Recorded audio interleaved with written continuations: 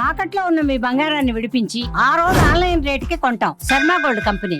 నమస్కారం అండి, welcome to Suman TV. నేను గీతాంజలి. ప్రస్తుతం మనతో పాటు థింక్ ట్యాంక్ అలాగే అభ్యుదయ ఫౌండేషన్ CEO నందకిషోర్ గారు ఉన్నారండి. ఎన్ని దేవాలయాల గురించి మనం తెలుసుకుంటున్నాం కదా, అన్నీ ఉన్నవే, కానీ ఇప్పుడు మనం తెలుసుకుంటున్నామనే చెప్పాలి. వారి 7 ఏళ్ల శ్రమ అండి, ఇప్పుడు వాటికి ఫలితం వస్తుంటే నందకిషోర్ గారు చాలా ఆనందిస్తూ ఉన్నారు. ముఖ్యంగా ఆనందించేది ఎందుకంటే ఎవరైతే కొన్నేళ్లుగా ఈ సమస్యలు ఫలానా సమస్యలతో బాధపడుతున్నారో వాళ్ళు చెప్పినటువంటి దేవాలయాలకు వెళ్ళి ఓ పక్కన ట్రీట్మెంట్ తీసుకుంటూ ఆరోగ్య సమస్య అయితే అక్కడ దర్శనం చేసుకుని నైవేద్యం తీసుకోవటం, ఒకవేళ ఇంకా ఏదైనా వెల్త్కి సంబంధించి ఆర్థికంగా ఉన్నవైతే అక్కడికి వెళ్ళి వాళ్ళు ఆ లబ్ధి పొందటం కావచ్చు, ఏదైనా కూడా ప్రతిదానికి ఒక మంచి రిజల్ట్ అయితే వస్తుంది. వీడియోస్ అన్నీ కూడా మీరు చూడటము, అవి ఫార్వర్డ్ చేయడం, అందరికీ షేర్ చేస్తూ ఉన్నారు, మంచి అభిమానాన్ని చూపిస్తున్నారు. దానికి ఎప్పుడు మేము కృతజ్ఞతగా ఉంటాము. చాలా దేవాలయాల గురించి ఇంకా మాట్లాడాల్సి ఉంది, కొన్ని వేల దేవాలయాలు ఉన్నాయండి. అయితే ఇవాళ వీడియోలో అతి ముఖ్యంగా కొంతమంది కొన్ని ప్రశ్నలు అడుగుతూ ఉన్నారు కామెంట్స్లో, వాటి గురించి అడిగే ప్రయత్నం చేద్దాము, తెలుసుకుందాం. నందకిషోర్ గారికి స్వాగతం పలుకుదాం. సార్ నమస్కారం. అంతే కదా సార్, 7 years కష్టం ఇప్పుడు నాకు చాలా సంతోషంగా అనిపిస్తుంది భాగమైనందుకు. అలాగే కామెంట్స్లో వచ్చేవి కూడా మేము మీ ముందు ఉంచుతాను సార్. అందులో ఒకటి నాకు అంటే పెద్ద పారాగ్రాఫ్స్ లాగానే వస్తున్నాయి ఇవి, ఇలా ఇలా ఉందండి ప్రాబ్లమ్స్. ఎంతలా అంటే ఏదో తెలియని శాపం వెంటాడుతోంది కుటుంబానికే కాదు వంశానికి. ఒక సంవత్సరంలాగా సార్, ఓ 10 ఏళ్లకో లేకపోతే 20 ఏళ్లకో ఆ తరం వాళ్ళకి రావటము, వాళ్ళు చనిపోవటమో లేకపోతే హెల్త్ ఇష్యూతో అలా బాధపడుతూ ఇంక జీవితాంతం అలా ఉండిపోవడమో ఒకటి. ఇంకా ఎక్కడికి వెళ్ళినా ప్రాబ్లం సాల్వ్ అవ్వకపోవడం, ఏమైనా ట్రై చేద్దామన్నా కూడా అవన్నీ విఫలం అవ్వడం, ఇలాంటివైతే కొన్ని వందల మెసేజ్లు వచ్చాయి సార్. మేము ఇవి ఫేస్ చేస్తున్నామండి, మా వంశానికి శాపం ఉందన్నారు, మేము ఎలా వాటి నుంచి ఎలా విముక్తి పొందాలి, మా తర్వాతి తరం వాళ్ళు బాగుండాలంటే ఇప్పుడు మేము పూజలు చేసుకోవాలి కాబట్టి ఏదైనా దేవాలయం అసలు ఉందా వీటికి సంబంధించి, ఇలాంటి శాపాలు, అసలు ఈ శాపాన్ని ఏమంటారు, ఇది శాపమా కాదా అనేది కూడా తెలియట్లేదు సార్. మరి అలాంటివి తెలియజేస్తారా, ఏమైనా ఉన్నాయా? ఖచ్చితంగా అండి. నాకు కూడా మీకు చెప్పిన దీంట్లో 2 ఫోన్ కాల్స్లో సెకండ్ ఫోన్ కాల్ ఇదే, సేమ్ అదే ప్రశ్న మీరు అడిగారు. సో నాకు వచ్చిన ఫోన్ కాల్ ఏంటంటే, వాళ్ళ వంశంలో ఎవరు పెళ్లి చేసుకున్నా 40 yearsలోనే లైఫ్ స్పాన్ ఉండడం, కరెక్ట్గా 40th year రాగానే వాళ్ళు డెత్ అవ్వడం, అది అన్ఎక్స్పెక్టెడ్ డెత్, అది మిస్టీరియస్ డెత్. సో రెండోది వచ్చేసరికి వాళ్ళు పెళ్ళిళ్ళు చేసుకున్న తర్వాత బిడ్డను ప్రసవించిన తర్వాత ప్రెగ్నెంట్ అయ్యి డెలివరీ టైంలో ఎక్కలేని న్యూరో ఇష్యూస్ వచ్చి బ్రెయిన్ స్ట్రోక్ వచ్చి చనిపోవడం, ఆ తల్లి బిడ్డ మాత్రమే మిగలడం. సో ఇలాంటివి నాకు దాదాపుగా వాళ్ళ కాల్ కూడా ఆల్మోస్ట్ 1 hour కంటిన్యూ అయిందండి. 1 hourలో వాళ్ళు చెప్తున్న ప్రాబ్లమ్స్ చూసి అసలు ఎంత బాధేసిందంటే అంత బాధేసింది. సో వాళ్ళు ఎన్నో పూజలు చేస్తున్నారు, నిద్రలేసి చేస్తున్నారు, కానీ ఆ ప్యాటర్న్ అనేది మిస్ కావట్లేదు. వాళ్ళ ఇళ్ళల్లో ఎవరినన్నా పెళ్లి చేసుకోవాలన్నా కూడా ఎవరు పెళ్ళికి రావట్లేదు. సో ఇదంతా శాపాలు ఉన్న ఇల్లులు, ఇక్కడ మేము పెళ్లి చేసుకోము. సో ఈ విధంగా ఆ లోపల జరగడం వల్ల వాళ్ళు చాలా మానసిక ఆవేదనకు గురయ్యారు. కొన్ని సంవత్సరాలు వాళ్ళు ట్రామాలో ఉండిపోయారు. ఎవరికి చెప్పినా కూడా అది నమ్మరు. ఎవరు చెప్పినా ఇప్పుడున్న సో కాల్డ్ అడ్వాన్స్డ్ దీంట్లో కూడా ఇంకా ఇలాంటివి నమ్మతారా అనే క్వశ్చన్ వాళ్ళు ఎవరికీ చెప్పుకోలేక అన్ని దేవాలయాలు తిరిగి ఎక్కడ కరెక్ట్గా సొల్యూషన్ లేక ఇట్లా ఇబ్బంది పడుతున్నారు. నేను వాళ్ళని అడగంగానే ఫస్ట్ నేను అడిగింది, మీరు పాంబు మేకట్టు మన అనే దేవాలయానికి కేరళలో మీరు వెళ్ళలేదా అన్న. సార్ మేము అసలు వినలేదు సార్ అన్నారు. నేను వినలేదు సార్, ఒకసారి పేరు చెప్పండి. పాంబు మేకట్టు మన అంటారండి. పాంబు మేకట్టు మన. సో ఇది ఎక్కడ ఫేమస్ అంటే, మాకు ఆ సందర్భం కూడా ఎందుకు వచ్చిందంటే, వాళ్ళ కాల్లో సార్ మేము చాలా మంది దగ్గర తిరిగాము, మాకు చెప్పింది ఏంటి అంటే, మాకున్న దోషానికి, నాగదోషం ఏదో అనువంశికము, 5 తలలున్న పాము ఎక్కడైతే ఉంటుందో అక్కడ మీకు పరిహారం దొరుకుతుంది అన్నారు. 5 తలలుండే పాము కోసం, అంటే పాము అనకూడదు, సర్పం. ఆ సర్పం ఎక్కడుందా అనేది వీళ్ళ తెలియక ఎక్కడెక్కడో తిరిగి పూజలు చేసి 3.5 సంవత్సరం నుంచి వాళ్ళు తిరగని గురి లేదు, అడగని వ్యక్తి లేదంటండి. సో ఈ టైంలో వాళ్ళకి ఎక్కడుంది అంటే ఈ ప్రదేశంలో, ఈ పాంబు మేకట్టు అనే ప్రదేశంలో ఇది లైవ్ ఎనర్జీ సెంటరు, పరశురాముడు స్థాపించిన క్షేత్రం. ఈ క్షేత్రంలో ఉన్న ఆలయంలో పుట్టుంది. ఆ పుట్ట కింద మీరు ఇప్పటికీ సజీవంగా 5 తలల నాగుపాము ఉందండి. సార్ నిజమా? సజీవంగా ఉంది. దర్శనం సజీవంగా. ఇస్తుందా? కొంతమందికి దర్శనం చేసుకున్న వాళ్ళు ఉన్నారు, చేసుకున్న వాళ్ళందరూ మౌనంగా ఉన్నారు. ఈ సెంటర్, ఈ ఎనర్జీ సెంటర్ని ఎంత నియమం అంటే ఇది ఒక పర్యాటక క్షేత్రంగా మాత్రం చూడకూడదండి. చాలా పవర్ఫుల్ ప్లేస్ ఇది. ఎందుకంటే మీకు ఆ సర్పం ఉన్న స్థలం అది. అక్కడ మీరు జనరల్గా చూస్తే అండి, ఎందుకు నాగదోషం నాగదోషం నాగదోషం అంటారు అంటే వాటికి మనకు కనెక్షన్ ఏంటి జనరల్గా. సో ఈ నాగతత్వం గురించి మాట్లాడేటప్పుడు మీరు శేషనాగుడు, వాసుకి, తక్షకుడు ఈ ముగ్గురు ఉంటారండి.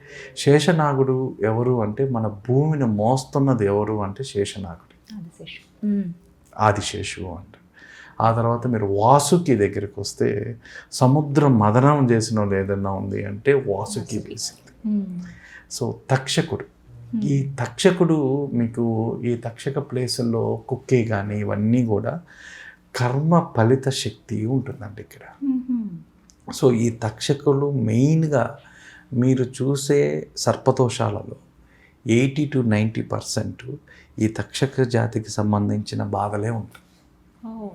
ఈ 3 కలిసిన ఏదన్నా ఉంది అంటే ఈ పాము మేకట్టు స్థలంలోనే అండి. ఇది ఎక్కువగా మీకు నాగులతో డైరెక్ట్గా ఇంట్రాక్షన్ ఉన్న ప్లేస్, కేంద్రం ఏదైనా శక్తి కేంద్రం ఉంది అంటే ప్రపంచంలో అది పాము మేకట్టు మాత్రమే. సో ఇక్కడ మీకు వాసుకి ఉంది, ప్లస్ నాగయక్షి అంటారండి, అది కూడా 2 ఉంటాయి. సో దీనికి కథ ఏంది అంటే ఒక నంబూద్రి, అంటే మనం కేరళలో వాళ్ళందరినీ నంబూద్రీలు అంటాం. ఈ నంబూద్రీలు దర్శనార్థం తిరువంచి కులం అనే దేవాలయానికి వస్తారండి. ఆ దేవాలయంలో రాగానే వచ్చి దర్శనం చేసుకున్న వెంట అతను చాలా బాధలతో, చాలా దోషాలు, చాలా ఇబ్బందులతో ఉంటాడండి. అతను అనుష్ఠానం దెబ్బతిని, ఒక మంచి ఉపాసనా పరుడు అనుష్ఠానం దెబ్బతిని చాలా ఇబ్బందులు పడుతున్న టైంలో ఇతను ఈ దేవాలయంకి వెళ్ళి రాగానే వాళ్ళ దంపతులతో పాటు వెళ్తారు. వచ్చిన ఆమెకి ఆ చీర మీద సర్పాకారం వస్తుంది.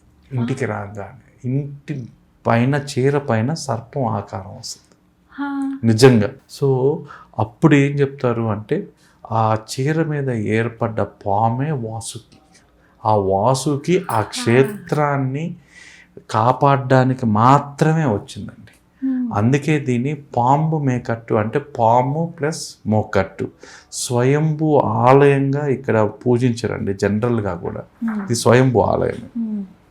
సో ఇక్కడకు ఏం జరగద్దంటే ఎవరైనా సరే పరిహారం కోసం వచ్చేవాళ్ళు మీకు ఏ దోషమో తెలియకుండా ఈ అకాల మరణాలు, అకాలంగా ఆగిపోవడాలు ఇలాంటివన్నీ కూడా సర్పదోషంగా మీరు అనుకున్నట్లయితే ఇక్కడ పూజలు కూడా ఏం చేస్తారంటే అండి, నైరంతర్య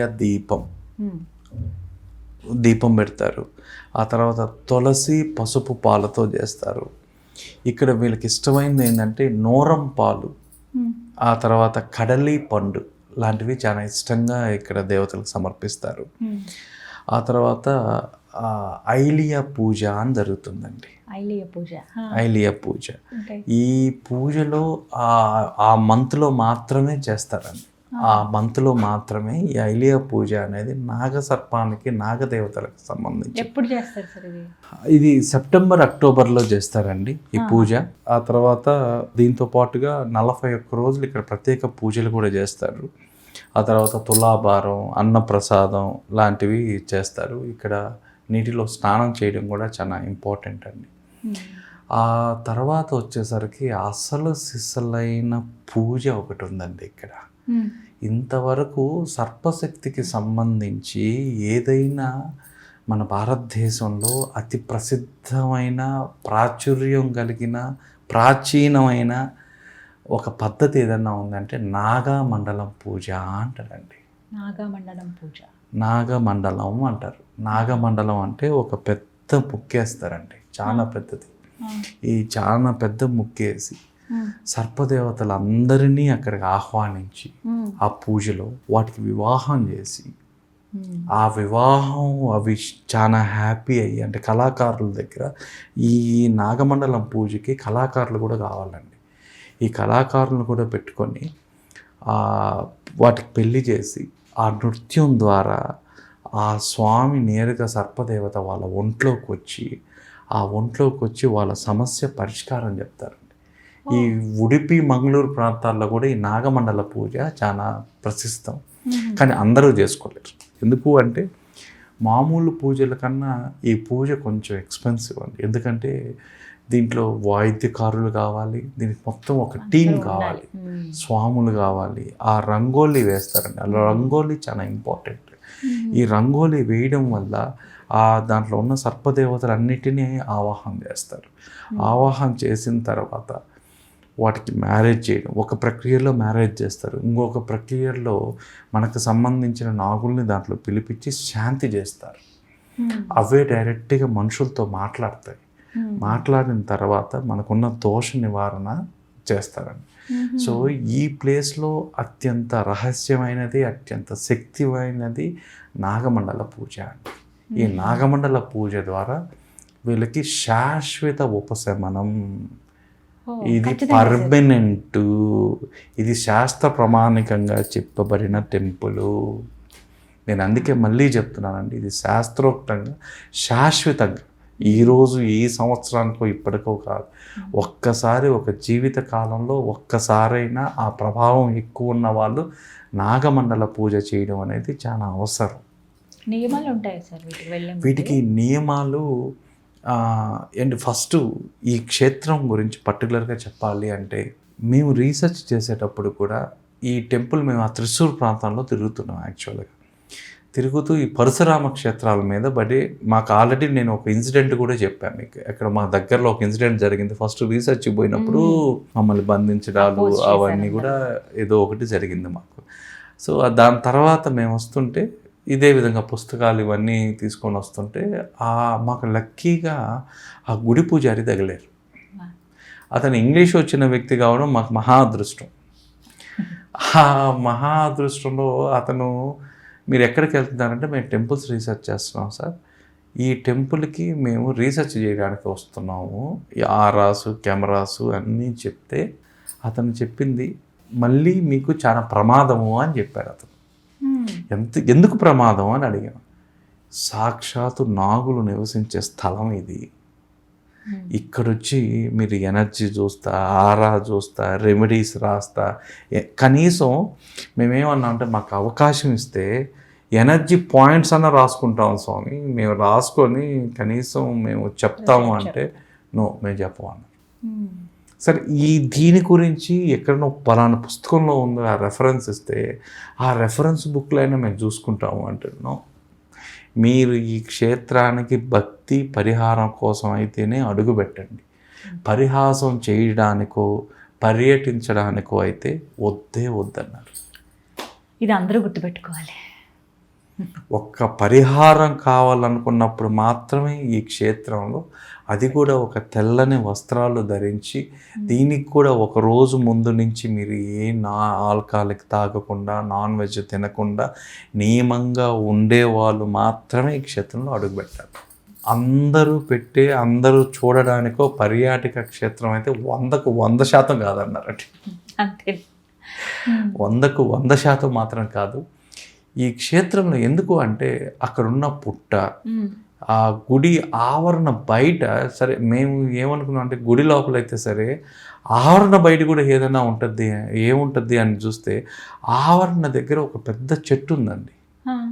ఆ చెట్టు కింద మేము ఏదో కూర్చోడానికి ట్రై చేస్తున్నాం. అది ఏదో ఒక చెట్టు మొత్తం పొదలుగా ఉంది. ఈ పొయ్యి అక్కడ కూర్చుంటాం కదా అని కూర్చుంటుంటే కూడా వచ్చి ఆ స్వామి లేపేసాడు మమ్మల్ని. ఎందుకంటే అది కూడా ఒక ఎనర్జీ పాయింట్ అండి. ఈ క్షేత్రంలో మీరు ఈ పూజ చేసేటప్పుడు కూడా మన భూమికి మనం నేరుగా కూర్చోకూడదు అంటండి. ఒక అడుగు పైన పీట వేసి పీట మీద కూర్చోబెడతారు. ఈ పూజ జరిగినంతసేపు కూడా ఇక్కడ ఏ పూజలు చేసినా భూమికి మనకు ఒక అడుగు గ్యాప్ ఉంటుంది. అంటే ఆ కింద అంత లైవ్ ఎనర్జీ ఫ్లో ప్రసారం జరుగుతూ ఉంటుంది ఆ క్షేత్రం. సో ఏదో కష్టపడి వారం రోజులు ఆ ఊర్లో కూర్చొని పొద్దున సాయంత్రం తిరిగితే ఆ స్వామి ఒక 5 ఎనర్జీ పాయింట్స్ చెప్పాడు గుళ్ళో. అంటే ఆయన ఇంకా సార్ మేమైతే ఏవి కూడా మా కెమెరాస్ కూడా మేము షూట్ చేయము. ముందు ఆయన వీడియో షూట్ చేయకూడదు అన్నాడు, మొబైల్లో షూట్ చేయకూడదు అన్నాడు, ఇవి ఏవి రికార్డ్ అయ్యేదానికి లేదన్నారు. మేము కనీసం ఒక టెంపుల్ ఫోటో తీసుకోవడానికి కూడా భయపడ్డాం. సరే మీరు చెప్పండి స్వామి, మీరు ఏది చెప్తే మేము అదే రాసుకుంటాం అంటే ఆయన మాకు ఒక 5 పాయింట్స్ చెప్పారండి, ఎనర్జీ పాయింట్స్. గుడి లోపల ఎక్కడ ఎనర్జీ ఉంది, ఎక్కడ ఆ సర్పం మీకు 5 తలల సర్పం సజీవంగా ఉంది, ఎక్కడ మీకు ఈ నాగమండల పూజ చేసుకుంటారు, ఈ నాగమండల పూజ చేసుకునేటప్పుడు ఏ విధంగా చేసుకోవాలి, ఏ దిక్కులో మీరు కూర్చోవాలి, ప్రతి ఒక్కటి పరిహారం చెప్పుకుంటూ వచ్చాడు. ఒక్కొక్క ఎనర్జీ పాయింట్ ఒక్కొక్క పరిహారం అండి. ఒక్కొక్క ఎనర్జీ పాయింట్ గర్భాలయంలోకి వెళ్తే అక్కడ ఒక ఎనర్జీ పాయింట్, ఆ ఎనర్జీ పాయింట్లో మీరు నిలబడుకోవడం వల్ల 5 నుంచి 11 నిమిషాలు నిలబడుకోవడం వల్ల అక్కడ ఒక పరిహారం. గుడి బయటికి ఒకటి, ధ్వజస్తంభం దగ్గర ఒకటి, తూర్పు సైడ్ ఒకటి. నేను చెప్తానండి మీకు 5 మీకు ప్రతి ఒక్కరికి చెప్తాను తప్పకుండా. అంటే అలా వెళ్ళిన వాళ్ళు, దేవాలయానికి వెళ్ళిన వాళ్ళు ముఖ్యమైన విషయం ఏంటంటే వెళ్తున్నారు, దర్శనం చేసుకుని అలా వచ్చేస్తున్నారు, కానీ అసలు ఎక్స్పీరియన్స్ చేయాల్సింది ఎనర్జీ పాయింట్స్. ఖచ్చితంగా మీకు ఆ టైంలో మీరు అక్కడ ఉంటేనే దాన్ని ఎక్స్పీరియన్స్ కాగలరు, మీ అనుభూతిలోకి తెచ్చుకుంటారు మీరు. దీంట్లో ఫస్ట్ది వచ్చి ప్రధానంగా నాగ ప్రతిష్ఠ ఏదైతే ఉందో అక్కడ స్వయంభూగా పుట్టొచ్చిందండి. స్వయంభూగా పుట్టొచ్చింది. అక్కడ నిలబడంగానే మన లోపల జరిగే ప్రక్రియ ఎనర్జీ అంతా మన పాతవి ఏవే ఉన్నాయో అవన్నీ ఒక్కసారి అక్యుములేట్ అవుతాయి. సో మన పాత దోషాలు తెలియనివి ఏవైతే ఉన్నాయో అవన్నీ శరీరంలోకి, ఎందుకంటే అవన్నీ ఒకసారి వచ్చిన తర్వాతే ప్యూరిఫికేషన్ అనేది జరగద్ది. సో ఫస్ట్ ఆ పాయింట్లో నిలబడంగానే మీకు అది వస్తుంది. రెండోది ఆలయ మధ్య భాగంలో మీరు నిలబడాలండి. ఈ ఆలయానికి మధ్య భాగంలో నిలబడి 3 నుంచి 5 నిమిషాలు మీ శ్వాస పైన దృష్టి పెట్టాలి. ఎందుకు అంటే మనకు సూర్యనాడి, చంద్రనాడి అని 2 నాడులు ఉంటాయి. సో వాళ్ళ దీన్ని బట్టి, కార్మిక్ దీన్ని బట్టి అక్కడ మీకు ఏ నాడి యాక్టివేట్ అవుతుందో మీరు చూసుకోవచ్చు.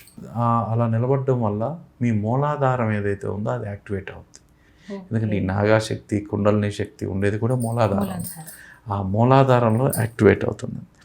ఆ తర్వాత ఆ నాగరాజు టెంపుల్ స్థలం నుంచి కుడివైపు మీరు కుడివైపు తిరిగితే చిన్న నాగ ప్రతిమలు ఉంటాయండి. సమీపంలో చిన్న చిన్న ప్రతిమలు ఉంటాయి.